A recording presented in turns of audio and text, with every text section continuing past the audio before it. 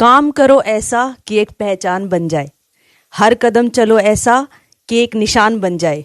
यहाँ जिंदगी तो हर कोई काट लेता है, हौसला बुलंद रखो इतना कि एक मिसाल बन जाए। नमस्कार, मैं हूं सोनिया और आप देख रहे हैं RSN एक्सप्रेस।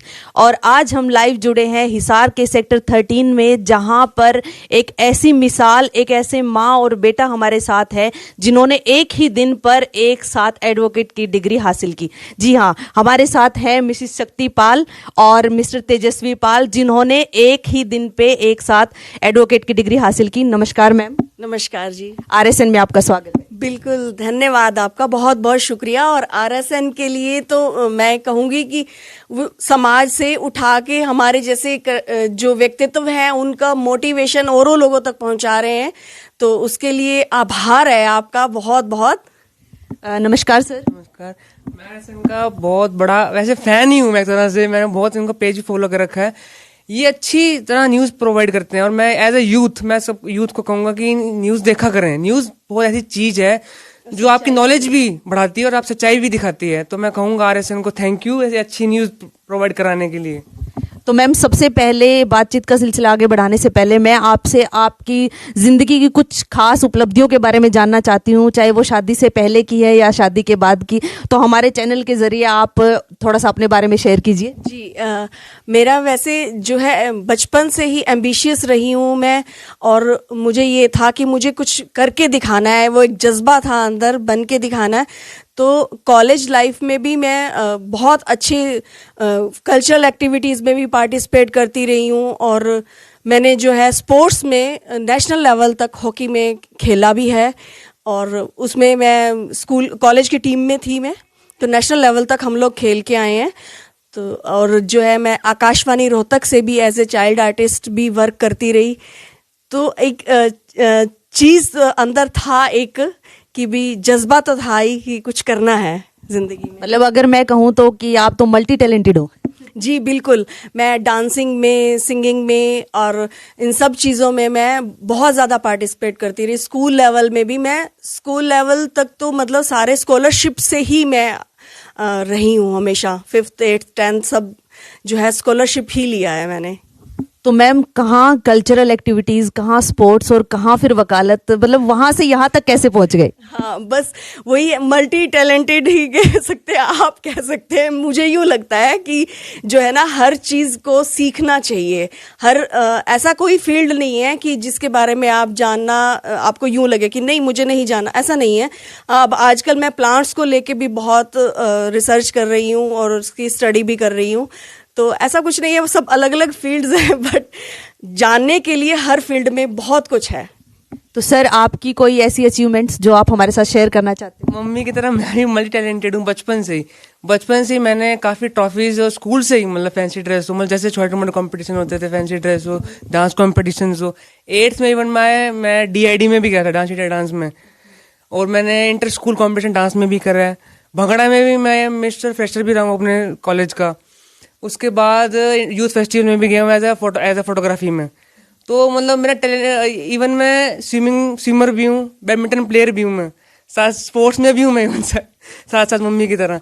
तो स्पोर्ट्स छोड़ के मैंने वकालत इसलिए चूज़ करी, मेरा जुडिशरी में जाने का मन था मेन, तो ये तभी मैंने वो लॉ चूज़ करी अपनी। जैसे हर कोई बचपन से ही सोचने लग जाता है कि मैं बड़ा होके ये बनूंगा या मैं ये बनूंगी, तो क्या कभी आपने ऐसा सोचा था कि मैं फ्यूचर में जाके कभी वकील बनूंगी?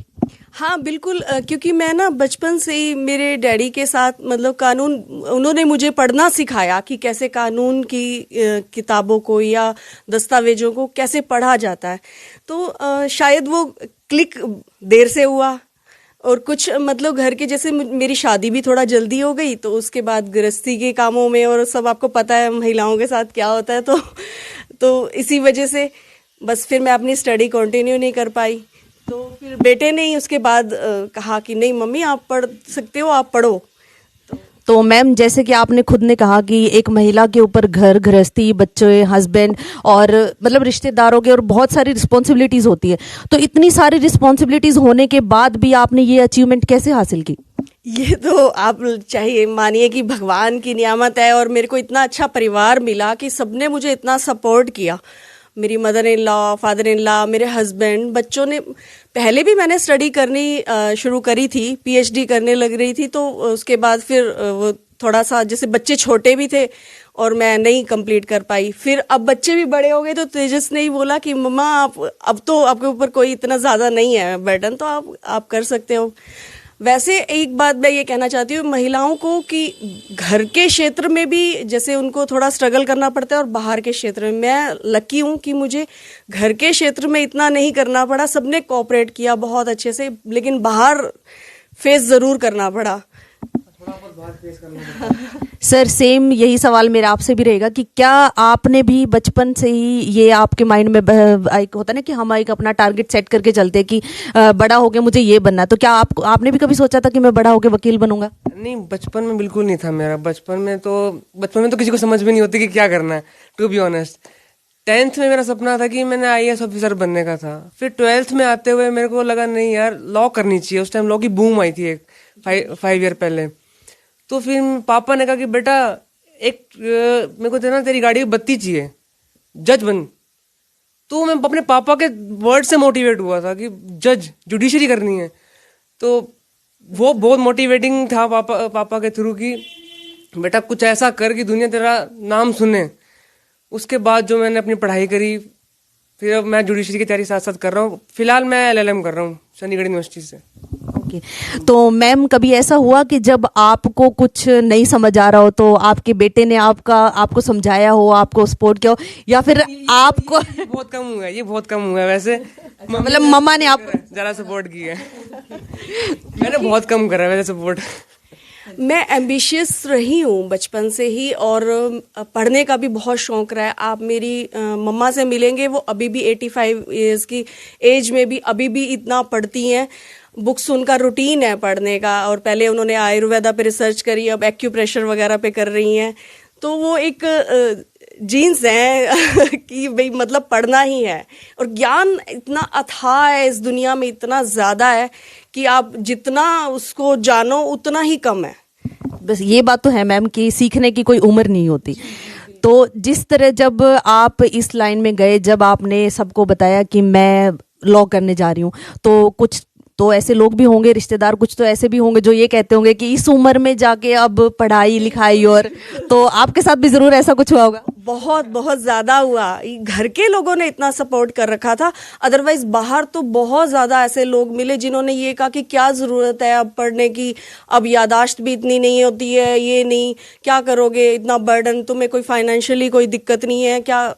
मतलब सिर्फ एक फाइनेंस वाइज देखा जाए वो चीज़ नहीं होती है। होता ये है कि अब मुझे एक तसल्ली है कि यस मैंने कुछ किया है ज़िंदगी में। तो अभी आगे वैसे सोचा है कि अभी और भी कुछ करना चाहती हूँ। एज एक नंबर कहते ही है ना, सबकी एज एक नंबर है। ऑन दी होल घर वालों ने दोनों को सपोर्ट किया है। मेरे को तो वैसे भी बाहर वालों ने किसी ने नहीं कहा, पर मम्मी को बाहर वालों ने कईयों ने टोका कि अब क्या करोगे करके, आपका बेटा वकील बन रहा है, आपके घर वाले भी अच्छा नाम है, क्या करोगे। पर मम्मी इतनी एम्बिशियस है कि नहीं, मैंने तो करना है भाई। अब चाहे मैं कैसे ही करूँ, चाहे बेटे के साथ करूँ चाहे अलग से करूँ, करना तो है मेरे को। तो मैम जिस दिन आपको वो एनरोलमेंट मिला, तो वो जो एक खुशी थी वो आप हमारे साथ शेयर करिए। वो आप अभी भी मेरे चेहरे पे देख सकते हैं कि इतनी ज़्यादा मतलब खुशी हुई, इतनी ज़्यादा, मैं कह तो रही खुशी से ज़्यादा तसल्ली हुई कि यस मैंने कुछ अचीव किया है, कुछ पा लिया मैंने। अभी तो अब मुझे यूँ लगता है कि नहीं, अभी और भी अचीव करना चाहिए मुझे। तो अब आगे के लिए आपने क्या सोचा है? अभी एक बार प्रैक्टिस का सोचा है, उसके बाद अभी LLM का भी सोचा था करने के लिए, लेकिन थोड़ा अभी ब्रेक देके, क्योंकि बच्चों की भी स्टडी देखना पड़ता है। महिलाओं को थोड़ा सा ये सोच के करना पड़ता है ये चीज़ों को कि यस अब मैं कंफर्टेबल हूँ, कर सकती हूँ या नहीं, अब मैं मुझे करना चाहिए या नहीं, तो वो थोड़ा सा देखना पड़ता है। तो मैम वकील बनने का मीन्स वकालत में जाने का आपका मेन उद्देश्य क्या है? मेरा मेन उद्देश्य ये है कि जो कानून की जो बेसिक नॉलेज है, जो जानकारी है, असल में जिन लोगों तक पहुंचनी चाहिए उन लोगों तक नहीं पहुंचती है। चाहे गरीब अनपढ़ लोग हैं, कुछ हैं, उनको न्याय मिलता ही नहीं। मेन क्या होता है कि हम लोग जो सही तबके के लोग हैं, तो हम लोग कानून जान भी जाते हैं और थोड़ा पैसा भी खर्च करके और सब वो कर भी लेते हैं, न्याय पा भी लेते हैं। वो जो गरीब तबके के लोग हैं उनके पास बिल्कुल कुछ भी नहीं उनको पता चलता, और वो लोग पे भी नहीं कर पाते हैं। तो मेरा एफर्ट यही रहेगा, दिल से मेरी ये इच्छा है कि मैं उन लोगों की मदद करूं, मैं उन लोगों के लिए कुछ करूं, क्योंकि वो ठीक है अन्याय हो गया बैठ जाते हैं कि हाँ ठीक है कोई नहीं, उनको पता भी नहीं होता कि अन्याय हुआ है उनके साथ, उनको बेसिक ये भी नहीं पता होता। बेसिक हमारे राइट्स भी नहीं पता सिटीजन्स को हमारे, कि लॉ के अंदर क्या राइट्स है जो हमारे को कोर्ट में बताने भी चाहिए लोगों को कि हाँ भाई हमारे राइट्स हैं ये। कई लोग आपको बेवकूफ़ बना देते हैं कि ये आपको नहीं होगा, ये नहीं चीज़ नहीं मिलेगी, पर वो लॉ कई बार प्रिस्क्राइब करते हैं कि हमारे राइट्स हैं, राइट टू स्पीच है, राइट टू फ्रीडम है, ऐसे कुछ कॉन्स्टिट्यूशन के अंदर राइट्स हैं जो हमें सिटीजन को मिलते हैं ये। तो हाँ जी। तो मैम जैसे कि वुमेन एम्पावरमेंट को आजकल कुछ ज़्यादा ही हाईलाइट किया जा रहा है, तो उसके बारे में आप क्या कहना चाहती हैं? हाँ बिल्कुल, एक तो महिलाओं को जो है कानून के बारे में जानना बहुत ज़रूरी है, पर अब अवेयरनेस जैसे आई हुई है, लोग जान रहे हैं, महिलाएं भी जान रही हैं, पर मैं थोड़ा सा ना इस बात पे मेरा पक्ष ये रहता है कि नारीवाद का ज़्यादा जो हो रहा है ना उस पे मैं न्यूट्रल रहना चाहती हूँ कि जो मेल्स और फीमेल्स हैं उनको बराबरी का हक मिलना चाहिए। अब वो महिलाओं को प्रोत्साहन देने के उसमें क्या हो रहा है कि पुरुषों को जो है ना उनके साथ पार्शियलिटी हो रही है, उनको मतलब बहुत सारी चीजें उनके साथ भी गलत हो रही हैं। पहले ऐसा होता था कि जैसे मेल्स को अगर जैसे किसी वुमेन ने कह दिया, उसके ऊपर कोई चार्ज लगा दिया, कह दिया कि इन्होंने ये गलत करी है मेल के ऊपर, तो कोर्ट बिना कुछ सोचे कह रही थी कि हाँ भाई मेल्स ने गलत करा ही होगा, डेफिनेटली गलत करा होगा। पर अब वो सोच थोड़ी बहुत चेंज हो रही है कि मेल्स को भी कहा जाता है कि हाँ भाई तुम भी अपना कोई एविडेंस दो, प्रूफ दो, कि क्या पता वुमेन भी गलत हो सकती है सामने वाली। दोनों मनुष्य ही हैं, स्त्री पुरुष दोनों ही मनुष्य, और मानवीय गुण दोनों के अंदर ही हैं, तो गलतियां देखो दोनों से ही हो सकती हैं। तो इस तरह से यूं नहीं करना चाहिए कि सिर्फ औरतों को ही सपोर्ट करो। मैं बीइंग ए वुमन, पर फिर भी मैं ये कहती हूँ कि नहीं, बराबरी लेके चलो। आप ऐसे नहीं, वो उस चक्कर में क्या है कि महिलाओं को ज्यादा वो किया जा रहा है मोटिवेट, और उस तरह से तो वो कभी कभी गलत भी हो जाता है पुरुषों के साथ। मैं उस चीज पे कहती हूँ कि न्यूट्रल एक रहनी चाहिए समाज की, कि महिलाओं और पुरुषों को दोनों को ही बराबरी मिले, लेकिन बराबरी मिले, किसी को भी एक्स्ट्रा वो फुटेज एक्स्ट्रा चीज ना दी जाए उनको कि भी हाँ ठीक है महिलाएं हैं, नहीं इनको ज्यादा पूछो, नहीं ऐसा नहीं होना चाहिए। ठीक है, तो मैम जो हमारा लॉ है, जो कानून है, उसके अंदर जितनी भी कुछ धाराएं हैं, जैसे इतना तो देखो मुझे नहीं पता अगर मैं कुछ बोलूं तो, बट क्या कुछ ऐसा है कि आप अपनी तरफ से अगर आपको एक चांस मिले कि आप कोई भी एक ऐसा नियम या कोई कानून अपनी तरफ से उसमें डालना चाहेंगे, चाहे वो महिलाओं के लिए हो, चाहे वो हमारे समाज के लिए हो, तो कुछ ऐसा है जो आपका मन हो कि काश मुझे एक मौका मिले तो मैं ये ज़रूर चेंज करना चाहूँगी? हाँ, उसमें क्या है कि वैसे तो हमारा कानून इतने बुद्धिजीवी जो हैं उन्होंने बनाया है इतना अच्छे से सोच के और सब कुछ, पर ये है कि टाइम के साथ साथ जो चेंजेस आ रहे हैं समाज में, तो उसके हिसाब से कानून में थोड़ा थोड़ा बदलाव होना चाहिए। ऐसी बात नहीं है कि एक ही वही होता है ना कि एक जगह पानी रुक जाता है, या ज्ञान भी अगर एक जगह रुक जाए तो वो खराब होने लग जाता है। तो इसीलिए उसको साथ साथ अपडेट होते रहना चाहिए। जो चीज़ें समाज में बदल रही हैं उसके हिसाब से कानून में भी परिवर्तन होना चाहिए।